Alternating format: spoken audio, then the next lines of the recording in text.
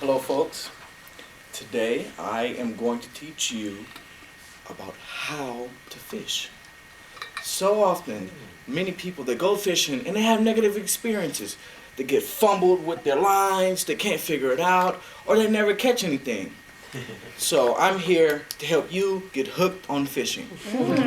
First things first, you need your tackle pack. You need your gear.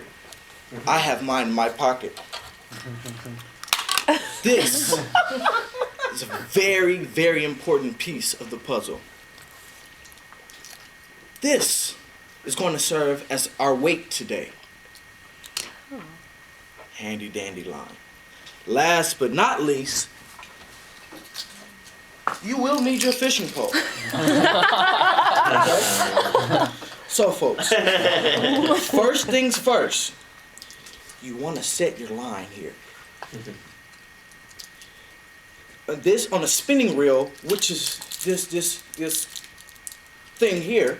So you'll want to set your line. What you'll want to do is ensure that the line is coming freely once this part is open. I cannot remember the name of this. It just escaped me. However, you'll want to make sure that it's open and it goes under here. That way, so when you let it out, it can go down, down, down, and you can attach it to your hook, to your weight.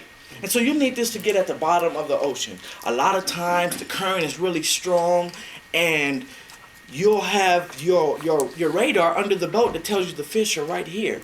But if the current is too strong, before it can get to the bottom, it'll just take it miles down the channel and you'll just be reeling forever, caught up in seaweeds. You don't want to do that. Sometimes you then have to cut your line. Weights can be expensive. Tackle can be expensive. If you have a fish on, you're going to be angry. So, you'll need to do that. Then once you've done that, you'll need to set the line. So, and you do that by pushing this forward. And now you're almost ready to go. And so I want to simulate how this works, folks. So, what you'll need to do is ensure that you have a weight that's heavy enough to reach the level, the depth that you want to go. So you'll do this and you'll set it up here. I don't have the time to show you all my cool ties. Next time though, I can show you just how many ways we can tie weights and hooks and all the cool things on here. Get ready folks, you're about to get hooked. Okay, so now that you have a weight, you have line down. See, can't go like this. So you need to flip it back, and sure enough, you see here. So, first things first, you cast out.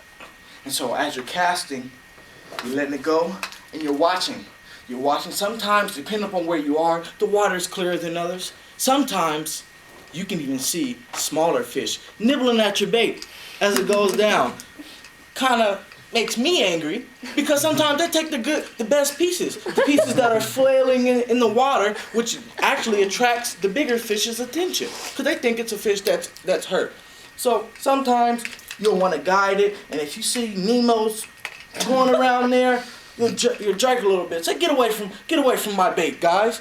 And so you'll let it all the way down, and then once it hits the ground, you'll see it go tight like this, because then you know it's hit the bottom.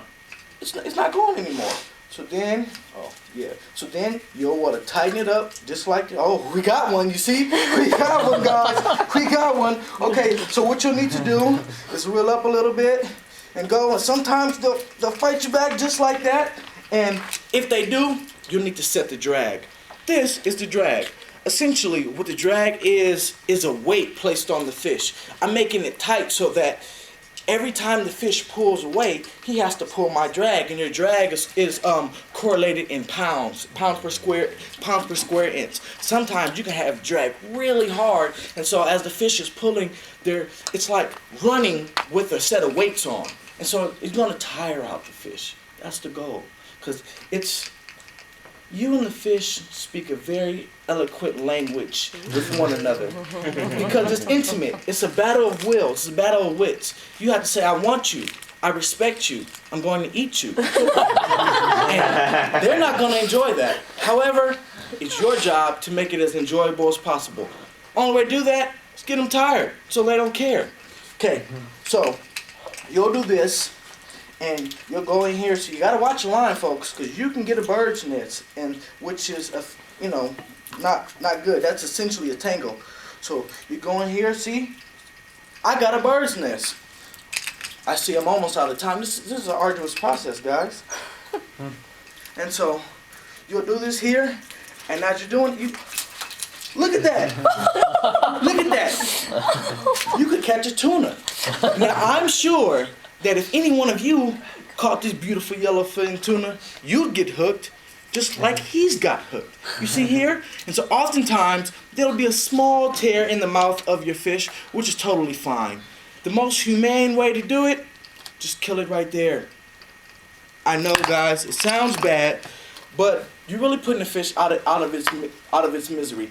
What some people like to do is they like to take the eyes of the fish, can't see, and use the gaff or a knife and handle your business that way.